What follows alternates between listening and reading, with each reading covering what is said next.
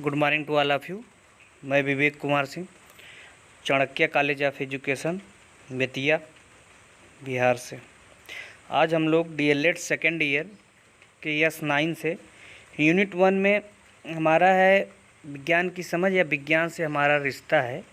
उसमें जैसे है विज्ञान के प्रति ज्ञान की सहायता से जीवन के विभिन्न क्षेत्रों में उपयोगी तकनीक का उत्तरोत्तर विकास, कृषि, चिकित्सा, संचार, उद्योग आदि की समझ, इन सब के बारे में आज हम लोग अध्ययन करेंगे। क्या विज्ञान एवं समाज। विज्ञान एवं समाज में विज्ञान का उपयोग हम कहाँ कहाँ करते हैं। मानव जीवन का कोई भी क्षेत्र विज्ञान की खोज से अछूता नहीं है। मानव जीवन का कोई भी क्षेत्र विज्ञान की खोज से अछूता नहीं है। इसका उपयोग निम्न क्षेत्रों में महत्वपूर्ण है। जैसे पहला हम देख लेते हैं संचार के क्षेत्र में क्या क्या है। संचार में आज रेडियो, मोबाइल, इंटरनेट,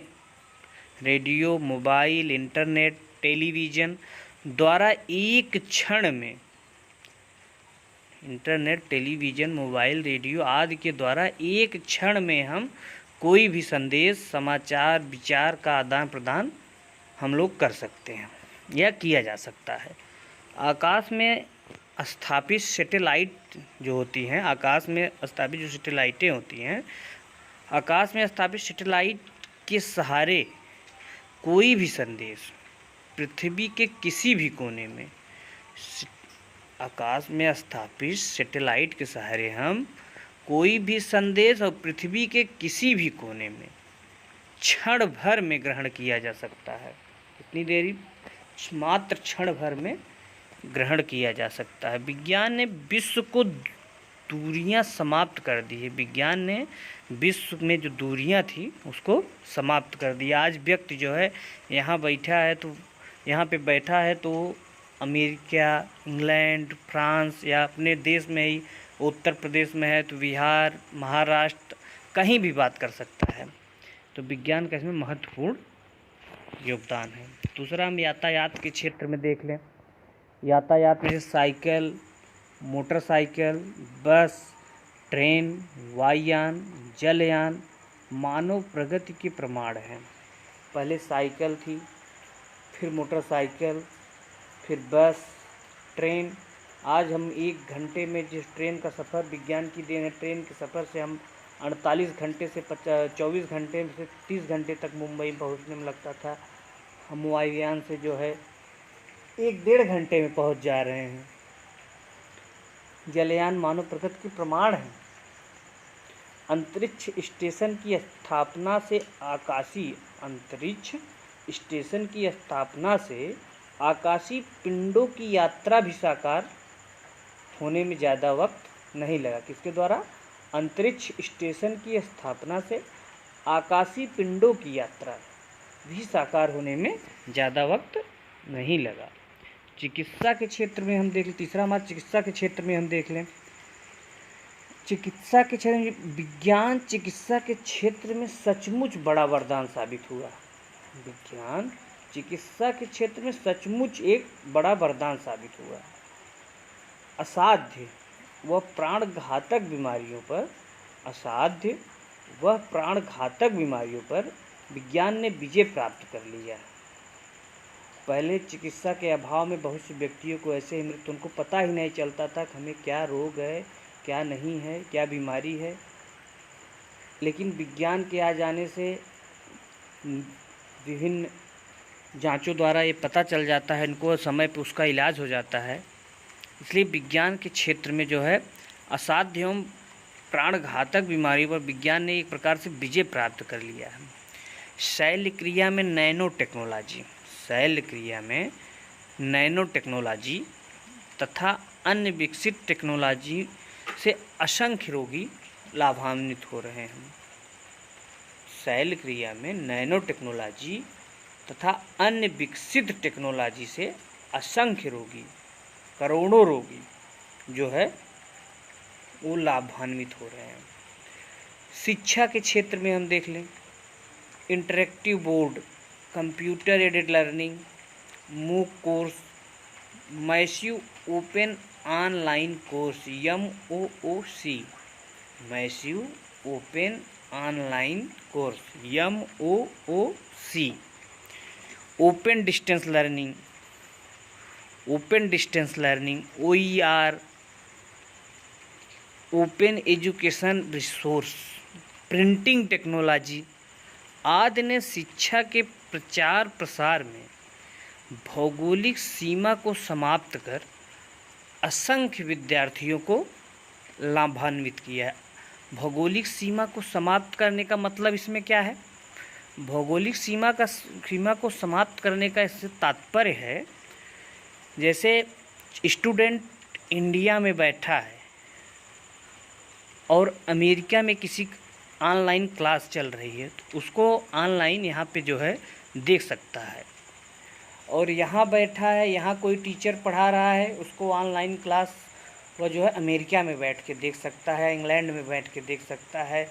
वो उत्तर प्रदेश में बैठा है तो बिहार में बैठ के देख सकता है, बिहार में है तो उत्तर प्रदेश का भी कोई, बिहार में कोई पढ़ा रहा है ऑनलाइन क्लासेस तो बिहार में, या महाराष्ट्र में, पुणे में, कहीं भी कोई बैठा है तो देख सकता है।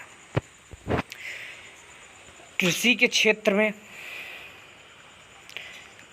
क्षेत्र में जनसंख्या के मामले में भारत विश्व में दूसरे स्थान पर है। आप लोगों को पता है जनसंख्या के मामले में भारत विश्व में दूसरे स्थान पर है। विशाल जनसंख्या के बावजूद, इतनी बड़ी विशाल जनसंख्या के बावजूद आज भी हमारा देश विज्ञान के योगदान से, इतनी विशाल जनसंख्या होने के बावजूद आज हमारा देश विज्ञान के योगदान से अनाज उत्पादन में आत्मनिर्भर है। अनाज उत्पादन में आत्मनिर्भर है। रासायनिक उर्वरकों, आधुनिक यंत्रों, कीटनाशकों व कृत्रिम सिंचाई साधनों ने कृषि कार्य को अत्यधिक सुविधाजनक व आसान बना दिया है। विभिन्न टेक्नोलॉजियों आ जाने के कारण कीटनाशक दवाइयाँ, कृत्रिम प्रकार सिंचाइयाँ आदि साधनों के आ जाने से कृषि कार्य को अत्यधिक सुविधाजनक व आसान बना दिया है।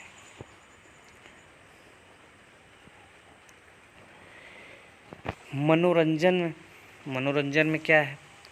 मोबाइल, रेडियो, टीवी, VCR, चलचित्र आदि ने मनुष्य को मनोरंजन के आसान व सुलभ साधन उपलब्ध कराया है।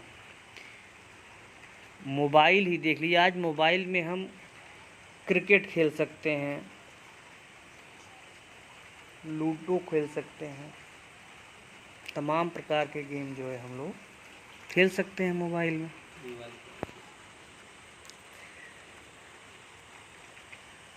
सुलभ साधन उपलब्ध, ये मनोरंजन के लोकप्रिय व प्रचलित साधन हैं।